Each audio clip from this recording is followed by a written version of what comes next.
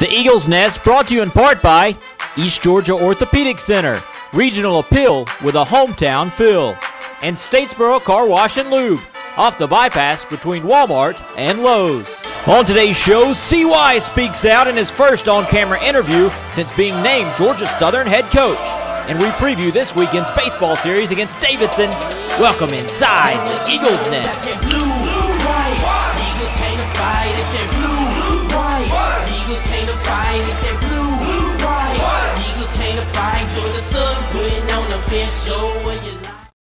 From Jack Stallings Field, welcome inside the Eagles Nest. I'm Vince Johnson, joined by Matt Yogus, our Georgia Southern analyst for the Statesboro Herald.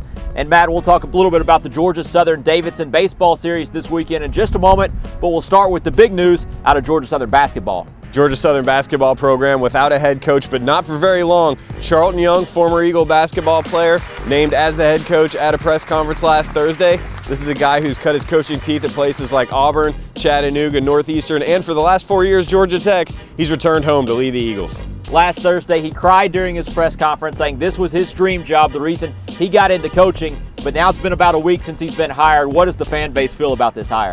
Folks around Statesboro, especially those who saw Young as a basketball player at Georgia Southern, really excited about this hire, but on paper it's a good hire too. Coached all up and down the East Coast, is also known as one of the nation's top recruiters. And we got to spend some time with Coach Young just yesterday. What'd you learn from spending some time with him? Well, it became apparent that he got hard to work the second he got to Statesboro.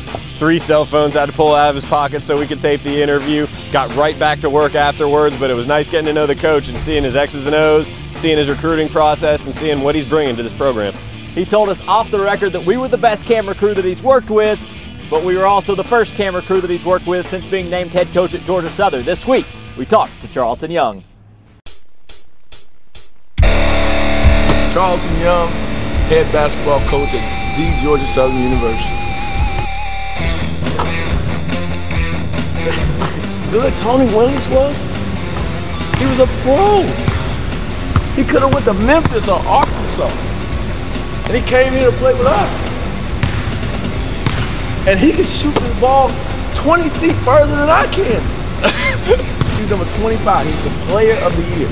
He shot the ball out the year. I would pass it to him. He would smile at me like this and put the ball in the hole. Jeff Sanders was a first-round draft pick to the Chicago Bulls. 6'9", 220, catch the ball on the block, face up, shoot off the window every time. I will tell you this about Jeff Price's era. He did a great job. Yeah.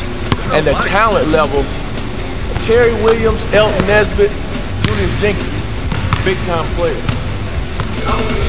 I already called Julius. I'm gonna get him back here to get his degree.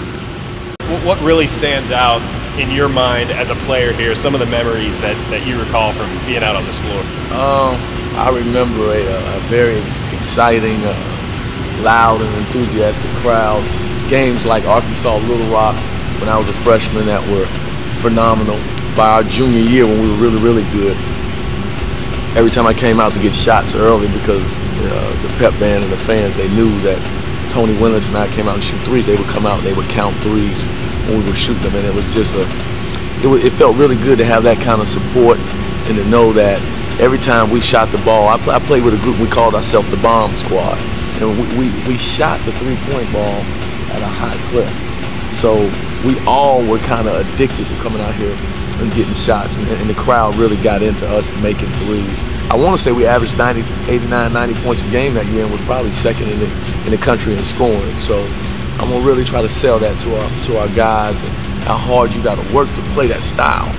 A lot of talk about hindering the recruiting process here at Georgia Southern because people see the locker rooms, they see the gym, and then they go somewhere else and they see a state-of-the-art, top-of-the-line facility. How do you feel Hanner impacts the team and the recruiting process? That's a good question. I'll tell you what, I think, number one, I think that's BS. I think that people don't make decisions based on bushes and buildings. They make decisions based on relationships. Number two, I was in the ACC 5 years, and this is the honest to God truth. I went and played Duke, Cameron Crazies every year.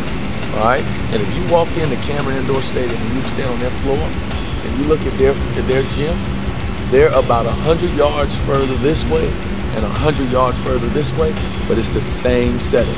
And the only difference is people in the stands. Kids and big-time players want an atmosphere. And if we can create an atmosphere, we can recruit big-time players here at Georgia Southern University. And I like this building. I like the intimidating factor it brings.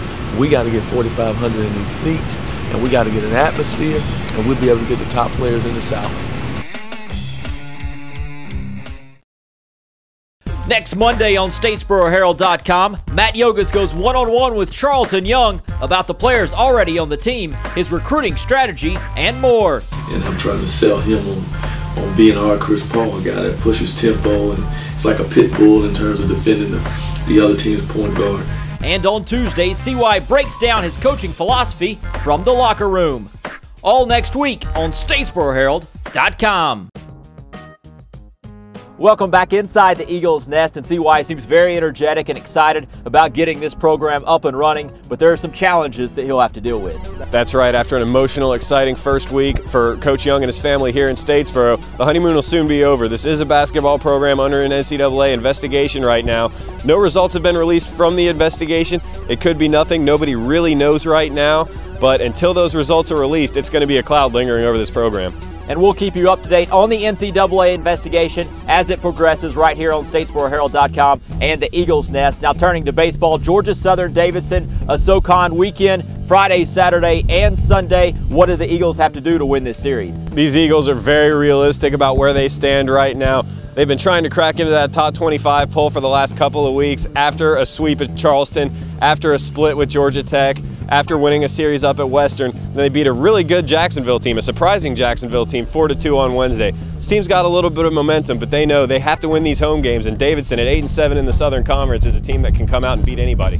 For Georgia Southern, who will have to play well for the Eagles to win? The pitching has been strong the past couple of weeks. It's what's been keeping Georgia Southern in some of these ball games. Of course, they'll have to be strong against Davidson. Then you look at other guys on the team throughout the lineup, had their ups and downs all year. The one consistent hitter out there is Griffin Benedict, been hitting all year long.